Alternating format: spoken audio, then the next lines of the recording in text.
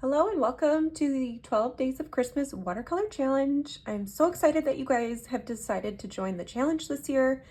And I just want to run through some important details before we actually get started with day one. And if you are brand new to watercolor, I will overview the supplies that I'll be using. And I just want you to know that whatever supplies that you have right there at home with you right now is perfect for this challenge. Do not feel intimidated as far as not having the same supplies that I do, but I'll just let you know the ones that I'm using and also the colors that I will be using throughout this challenge. So let's go ahead and just get started. First, I will be using a watercolor paper by the brand Arches. It's 140-pound cold press paper, so it has this nice texture and tooth to it. And then what I was able to do is print my outline straight onto my watercolor paper because I have a printer that can print on this heavy cardstock paper. Now, if you don't have a printer that can print on heavy cardstock like this, don't worry. You can go ahead and download this free printable outline workbook down below in the description of this video. It'll have all your outlines there. And then you can actually go ahead and trace them. There's a couple of ways you could do that. You can first print them off. If you have a printer that can just print on regular paper, print them off in the 5x7 size that they are. And then you can do a graphite rubbing with a graphite just pencil on the back side of your outline. And then put that printed outline on top of your watercolor paper. And then just take a pencil and just outline right over, just draw right over that outline, and it is going to transfer that graphite rubbing right onto your watercolor paper. That's one of my favorite ways to do that. If you have a light box, that's another easy way to do it. There's a variety of ways that you can transfer your outline onto your watercolor paper, or if you're feeling up for it, definitely just kind of lightly sketch, do your best that you can. So then outside of the outlines, and I recommend getting out all the outlines printed or sketched out before the challenge really starts, so then you have a head start and you don't feel overwhelmed. Let's talk about paints. So the paints that I will use throughout the majority of this challenge is by Winsor & Newton, and it's the professional paints. This is a set that I just really love to use. And again, if you are newer to watercolor, you do not need to jump straight into a professional type of paint like this. Any type of watercolor set is gonna be perfect. So anyways, the tubes that I like, they just have a really nice rich pigment. So then when I go to put them out on my palette, as you can see, there's already some on here. I'll just put a little bit of paint on my palette. And I prefer to let them dry, and once they're dry, you can reuse them. All you need to do is activate them with water. You can paint with them straight from the wet tube like this. Just be aware that the color is going to be very saturated, so you don't need quite as much paint on your brush. That is just something to get a feel for, and you definitely will get a feel for that if you are using tube paints throughout this challenge. So the colors that I'll use throughout this challenge are Payne's Gray, a yellow ochre, this like sap green color. It's kind of that candy apple green color, the alizarin crimson red, burnt sienna, whoops. This is the burnt sienna. Here I have a burnt umber. It's just a little bit of a darker brown. This one's more of an orangey brown. I have a couple different blues in my palette, and you don't need to have all these different blues, but having some type of an ultramarine blue. This is a French ultramarine. And again, you don't need to be super specific as far as matching these colors. And then a Winsor blue, green shade, ultramarine, and any type of blue, really. Those are the ones that I have in my palette here. I will use this cadmium red. This is actually a cadmium free red, but it's kind of that peachy orange color. I like to have a brighter yellow in my palette, so here's a Winsor lemon yellow. And this is a pink color. I don't know if I'll be using that. That one I had on there already from a previous painting I was working on. Yeah, so that is what I have here. This palette also does come with this ivory black, and I don't use this color very often, but I might use it here and there, so I might just throw that on my palette, maybe up here in the corner. So you'll want to have something to kind of contain your paints. It could be just a plate that you don't use anymore, like a porcelain plate. Maybe you have an actual paint palette that you can pour your paints into, or you already have them put into those little cakes. And then last but not least is the Dr. P.H. Martin's Bleed Proof White. This is actually an ink, and this is something that I love to use for really stark white details. And I'll do that throughout this challenge, especially when I'm painting snow or when we're doing things like whiskers. You'll see I'll use that quite a bit. So it's similar to like a white gouache. You could do that. I just find that the Dr. P.H. Martin's Bleed Proof White is a lot more opaque. All right. So I know that was a pretty quick overview. I'll have a list of all the supplies down below so you can read through that.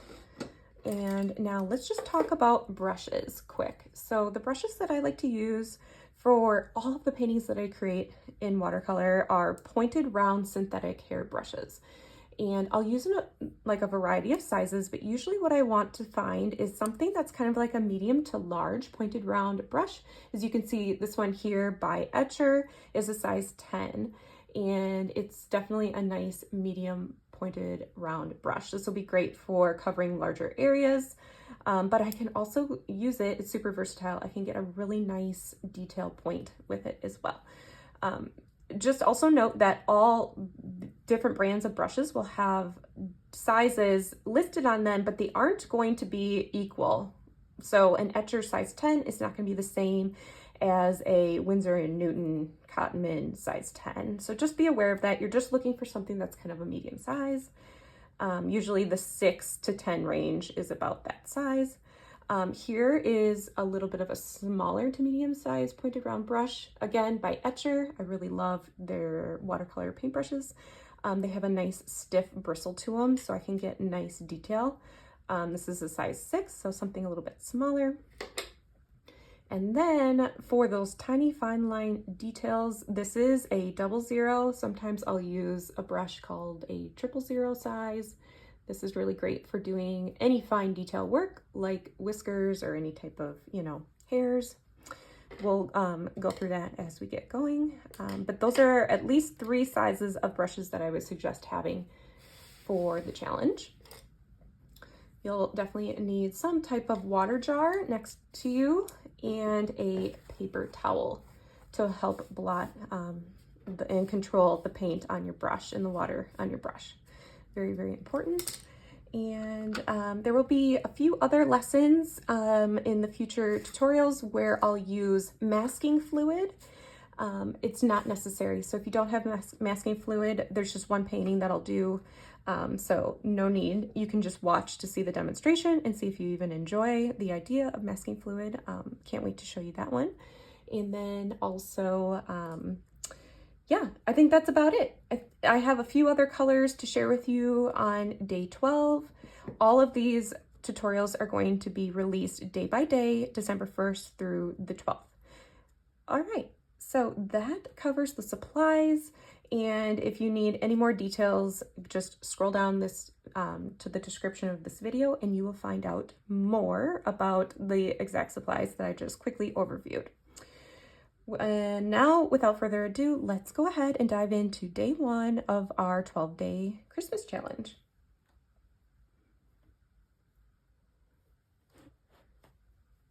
Okay, so for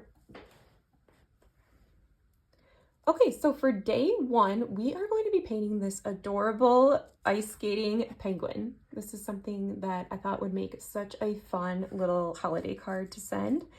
And so you can grab that outline down below. I am first going to get started by just getting my brushes wet. And let's see, there's that one. These are brand new brushes, so they come with kind of like almost like a glue that kind of keeps the bristles straight. So I'm just getting them nice and wet just to break it up a little bit. All right. So this we will do the penguin and then the ice, and we want to make sure we show some type of reflection in the ice. And you can do a fun little background. If you feel that you would want to tape your painting down, if you're worried about it buckling, the more water and paint you apply to the paper, the more the paper will end up buckling. So you can always use just a traditional painter's tape. And so you can do that. All right. Let's go ahead and get started. Now, I think I'm going to start with my size 6 pointed round synthetic hair brush, just something that's a little bit on the smaller side because there is a little more fine detail work to be done within the penguin. So let's first get started. As you'll see, the penguin pretty much has like a black marking. So let's work with our ivory black. If you have any type of black in your palette, you can go ahead and get started with that. You'll find that I usually don't use black, but within this challenge and this penguin, I think it'll be a perfect way to incorporate it within the penguin. So I am going to use a medium amount of paint on my brush. And because this paint is still wet from the tube, I'm just barely brushing my brush into that paint so I don't scoop the paint up. I want to use water to touch that and really get that on my brush like that. All right, but not too much water because I don't want it to pool and not have control. So let's go ahead and start filling in this little patch of the penguin up top here, which is that little black marking, and down and around the face. So using very thin pressure, I'm just kind of outlining where I see that little patch. And again, those eyes will be really hard to preserve. So that will be an instance where I use the bleed proof white. I can certainly try my best to try and leave, like you see that little white dot over there for an eye, and then there's one over here. So I'll just do my best to go around there just to leave a little white circle. But we can use the bleed proof white to go back through and really shape that eye with our fine liner brush. All right, I will continue down. You can see that I have not picked up any more paint. I had quite a bit on my brush as I'm working my way through this patch. All right. So just like that, I just filled in that shape. Let's use a little bit more of that same black color. And there's just a nice little outline around the tip and edge of the wing. So again, using thin pressure, light pressure towards the tip of my brush, I'll be able to get a nice, something where I can really control where that line is going. All right, bringing that up and over. Like that. And then there's also just a real thin little line down below, and we'll do one down below on this side as well. So soon we'll add a little more color into the wings and the body. Let's go ahead and get rid of that paint, all of that black off of our brush right now. The penguin's body has kind of this peachy, warm color to it. So I'm going to use a little bit of my burnt umber brown. It's kind of that tannish brown color that I have. You could use that with a little bit of the alizarin crimson red, and then that's going to give us kind of that nice warm peachy color. And I'm using mostly water, just a slight amount of paint. All right, this will look really pretty in the white areas of our penguin. So mostly water, a little bit of paint. We're just going to start to drop that in there. I'm just going to do a little bit of a line there and a little bit of a line up here. It's okay if it grabs some of the black off the wing. Let's go ahead and get rid of all that paint I just had on my brush. And this is where I will go through and smooth, just kind of grabbing that paint and smoothing it down towards the bottom of the wing and filling in that gap.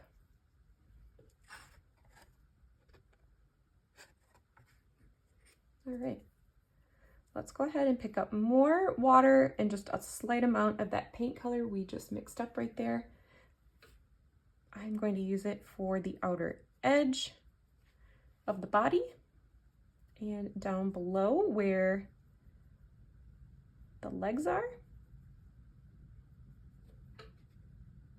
Kind of come up on this side of the body. So similar to what we did was just kind of create that outline there. And then I'll go ahead and get rid of all that paint on my brush. So I just have a little bit of water.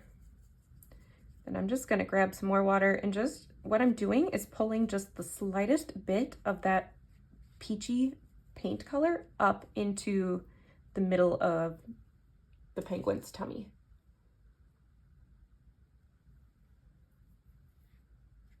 Okay. If you need to grab a little bit more of that brownish peachy color, you can just add it in there. I think it would also be nice to grab a little bit, just the slightest amount, so I'm barely touching into that black area of that paint. And then I'm going to just run it around the outer edge. And that's just going to do a wet and wet technique of the areas we were just painting with. In the body, I'm just going to run it around the edge. It's just going to kind of bloom and kind of create that shadow. And also running it right underneath where that scarf is. We need a little bit of a shadow there as well.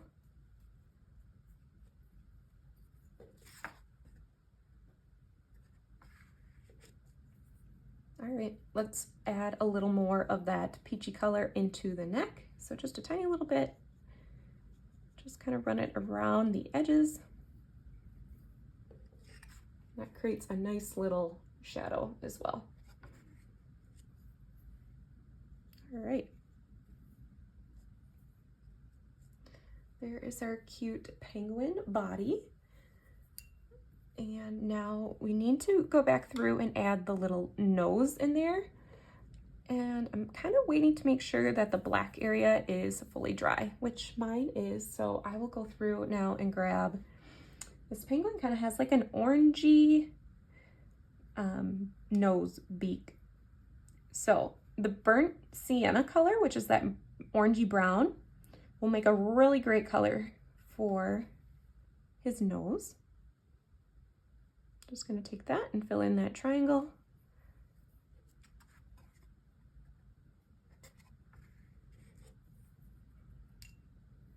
All right, now we can start to fill in his little winter hat, his scarf, and his ice skates.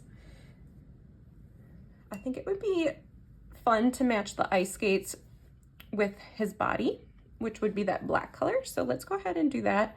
I'm going to use just a little bit of it. I don't want to make the ice skates super dark right away, because then that way I can go back through and add a little bit more darker details on top. So kind of that medium gray. You can even dab your paper towel if you feel like you have too much.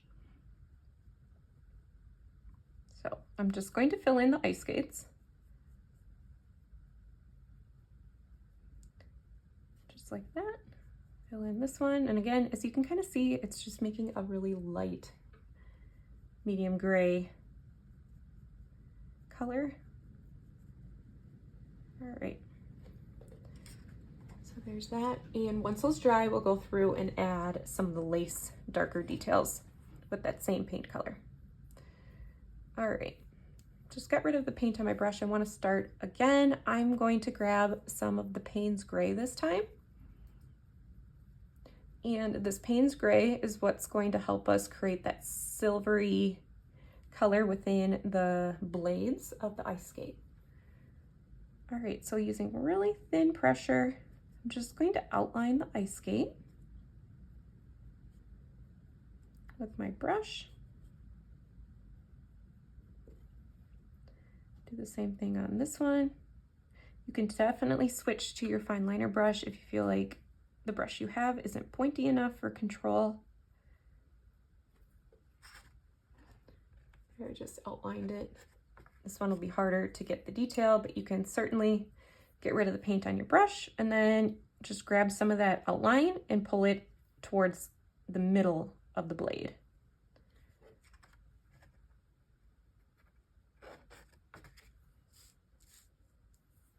All right, let's move on to his scarf. Let's do this in some holiday colors. Let's do it in a plaid, so our reds, and we'll try some green in there as well. Oops, I got a little bit of red up top here. I'm just gonna get rid of it before it dries with my paper towel. If you ever drop any paint somewhere you don't want it, just take your paper towel, quick blot it. Will be no big deal once my background is in. All right. So our plaid, I'll just start by doing some red stripes. So I'm just taking the thin point of my brush, and you certainly could just do it as a striped scarf. You don't need to do, you could do it whatever you want actually. So have fun with this challenge. You do not need to follow exactly. All right, so there's those stripes. Do it on this one. Sometimes you might have to turn your painting if you have, it's easier for the angle. As you can see, I don't have a ton of water on my brush, just so I can really control. All right, striped. This stripe is really cute, so maybe that might be what I end up doing.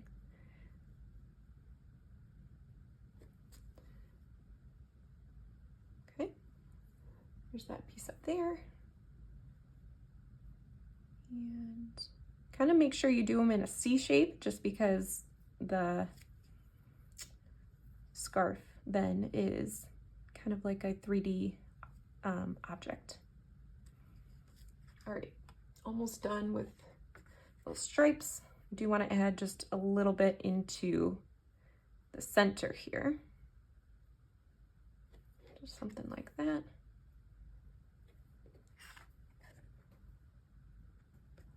Okay, I think I'm actually going to keep it just a stripe like this. Certainly feel free if you want to add in any type of green, but I think I'm just going to do red and white.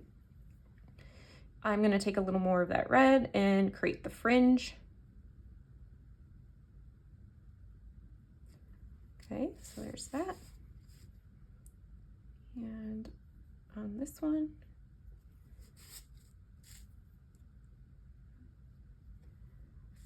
okay.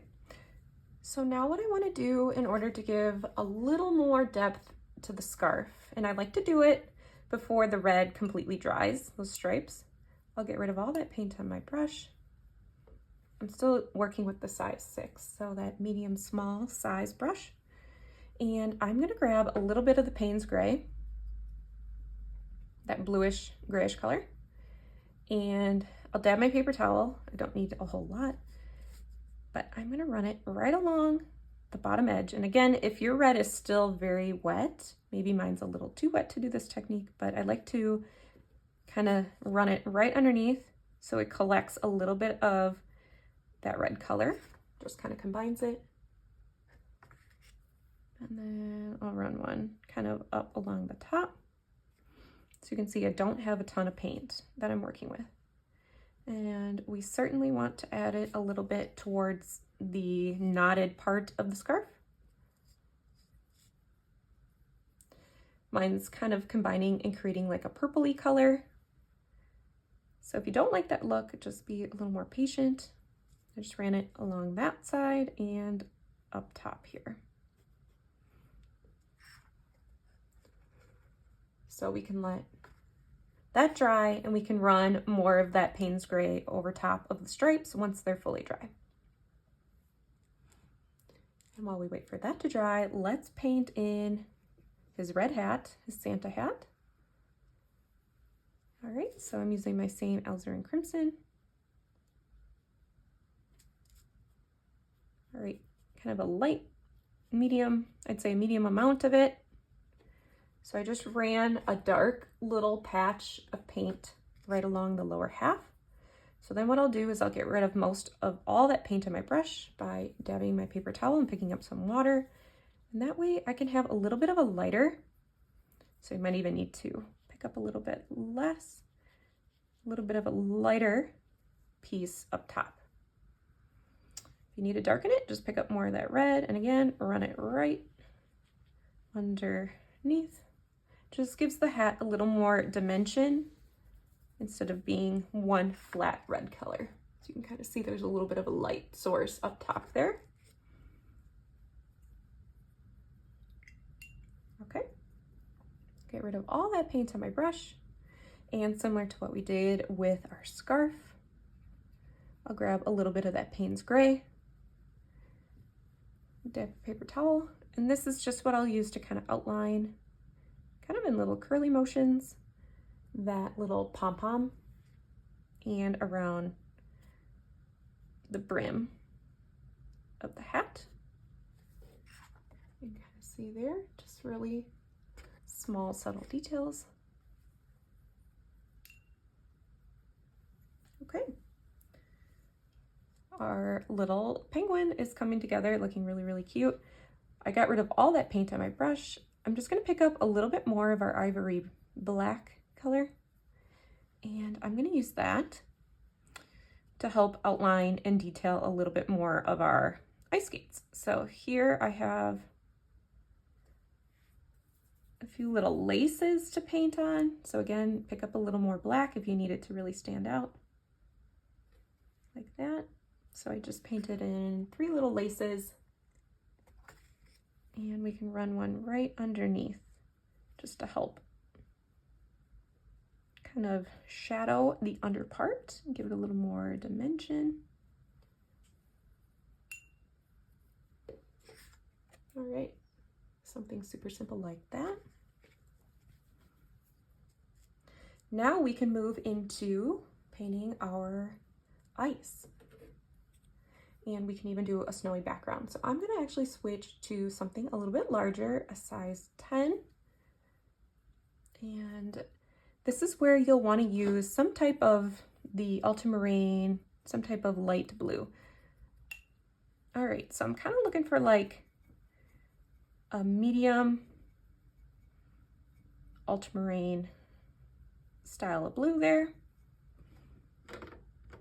Okay, so that's going to be our French ultramarine, and we are going to play with that with the Payne's Gray as well, just to help darken and deepen it. So let's go ahead and just grab a little bit of that blue, and I have quite a bit of water on my brush, so that way I'm able to really smooth it around.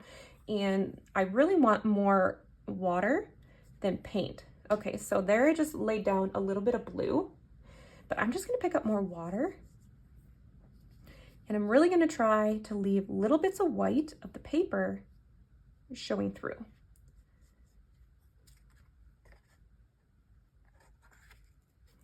And again, I really want to use less paint, more water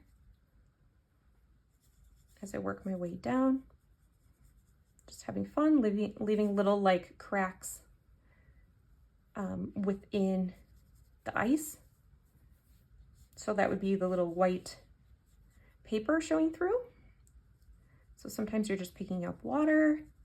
Sometimes you're adding the paint into the water area, which is that wet on wet technique.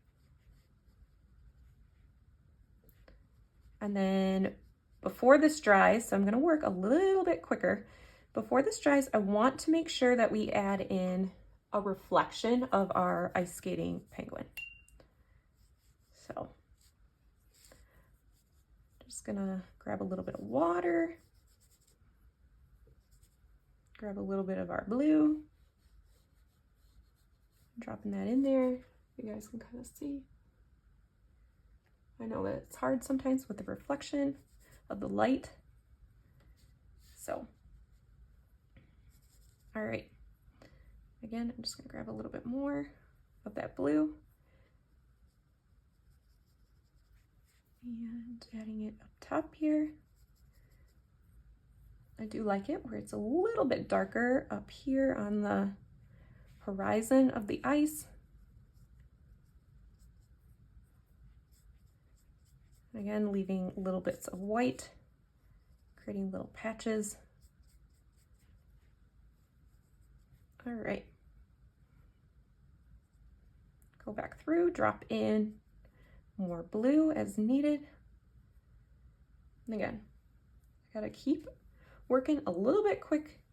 I'm gonna go back through, whoops, and grab our Payne's gray color, just a little bit of that, and just kind of drop that in within some of our blue areas, and that's gonna create just some fun texture for the ice.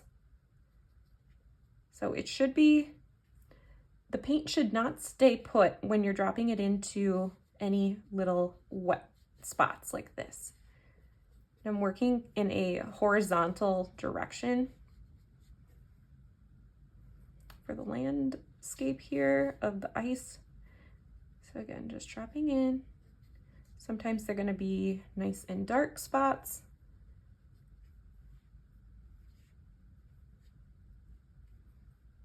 All right. Sometimes they're nice lines. So it looks nice and icy. What I want to do now is make sure we have a little bit of a reflection of our ice skating penguin. So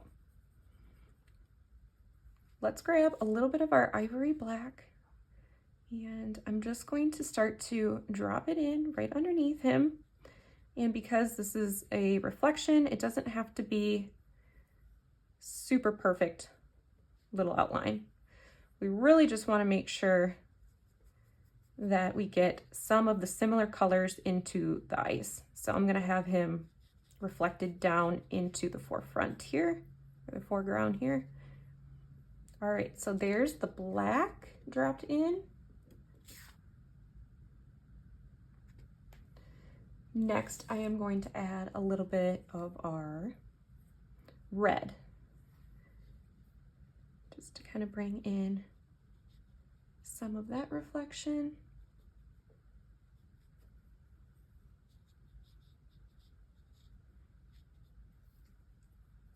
So I'm not being super fussy with how this is laying down here. I just want to grab some of those colors and reflect them down.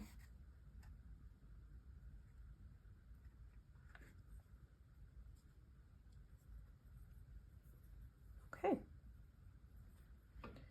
Maybe just add a little bit more of that black there.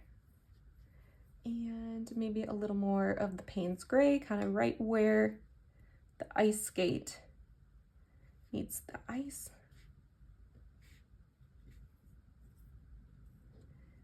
We can go back through with our bleed-proof white to really brighten up those blades of the ice skate.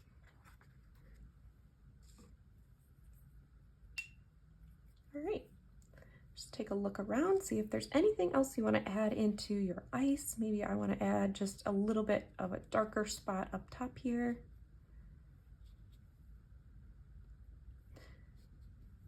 Okay. So now for our background to our penguin, it could be something with a snowy forest landscape, because he is ice skating outside, probably in his habitat of like, maybe it could be mountains. So let's go ahead and try some like iceberg looking mountains. I am going to use, similar to how we did the ice, but it's going to be less. We're just going to use a slight amount of our Payne's gray. I'll just start to kind of outline our mountainscape. And again, you could definitely put some trees if you would rather do that.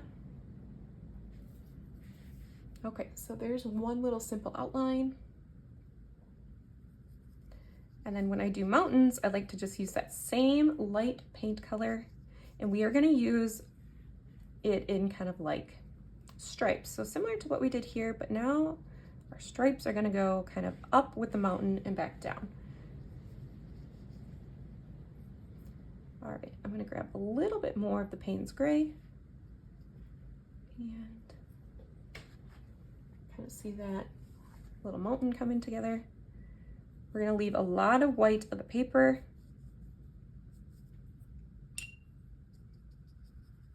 Just grabbing a little more water.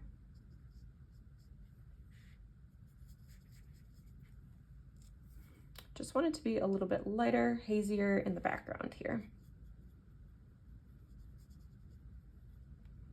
Just skipped a little bit right there. You can combine that ivory black with your Payne's Gray, kind of gives that bluish grayish color, a little more dull than the blues we were using up in the forefront here of our ice. All right, just kind of run that right underneath him right there. Grab some more. Always combining water with this grayish blue paint color, just to lighten it and make sure that it's not too dark. Just add a little bit of darker color up top here to the edge of our mountain, some of areas like that.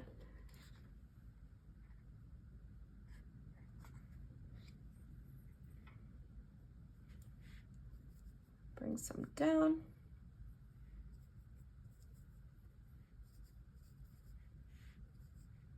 All right, so again, I'm just kind of playing and leaving little bits of white of the paper in between some of these strokes.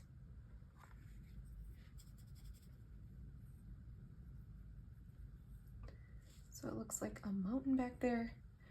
And then up top here, you could leave that completely white, or you could go ahead and just add in a light blue background.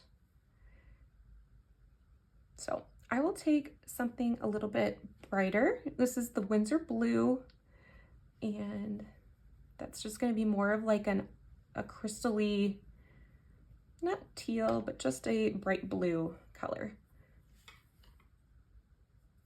And I'm going to use that for my sky. That might actually be a little too bright. So I will add some of our ultramarine blue into that color just to tone it down a notch.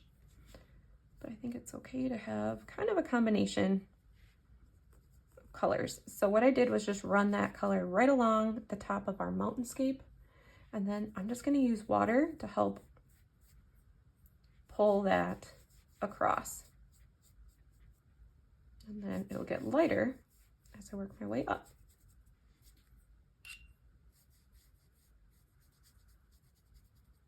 Okay.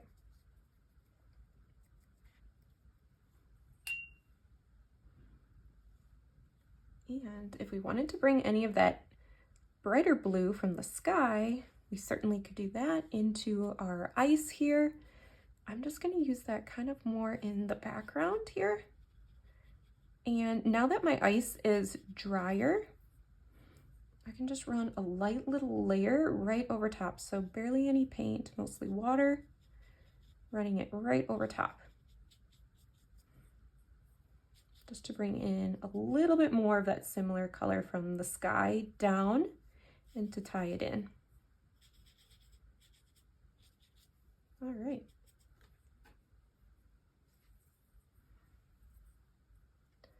So there's just a couple more things I want to do to this penguin just to really finish it up. I'm going to switch back to my size 6. I was waiting for the penguin to dry a little bit more, and then I was going to grab just a little bit of that Payne's Gray for the scarf. So all I'm going to do is just run a nice light layer kind of down underneath. It's so light you might not even be able to tell, but it's just that little stripe underneath there that helps to give that scarf a little bit of a shadow. And again on this one as well. And we'll do it up top here, kind of right where the knot comes together.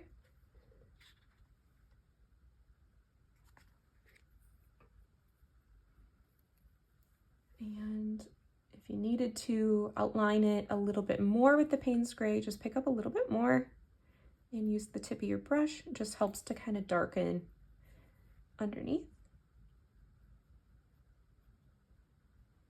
All right, just give it a little bit more depth where that scarf comes together. Maybe even a little bit more of that Payne's Gray up in the hat.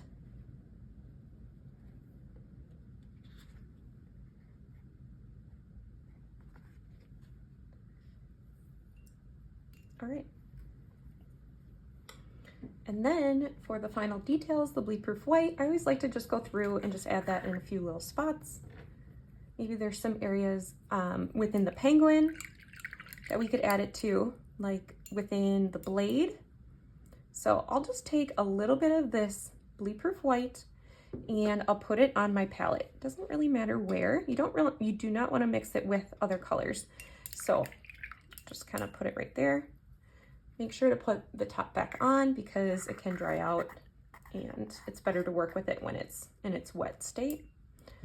All right, I have my fine liner 00 brush. Just going to get quite a bit of that paint on my tiny fine liner brush. I have a little bit of water added to it just so it'll glide a little easier. So I'm just gonna take that and run it right into where the blade is, which is gonna help to really make that piece pop. I'll do it on this one. And again, if you see any crackling of the dry brush running across with that white, you can just pick up more water. You don't want to thin it too much. You want to keep it still kind of that Elmer's glue looking consistency, but it will help it glide along the paper easier. All right, so there's a few nice bright spots there. Maybe you lost the little white eye like I did right here, so you can just use that to bring it back.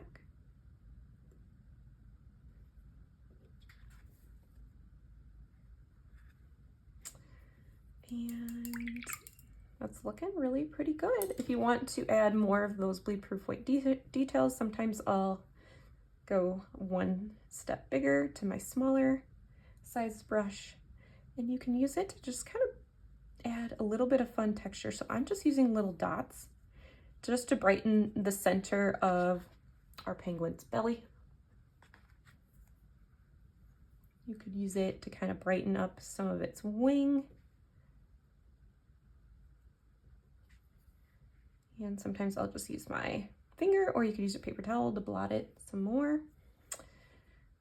Otherwise, I think that looks pretty good. Right now, it's just adding those fun final details. You could add some into the ice. Just add a little texture.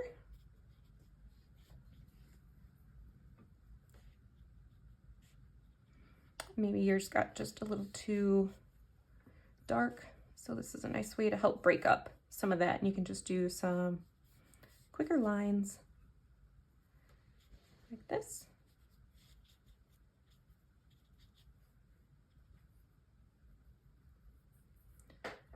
But okay, there we have our day 1 of the 12 Days of Christmas Watercolor Challenge with our ice skating penguin. I hope you really enjoyed today's tutorial, and I cannot wait to paint with you tomorrow in day 2.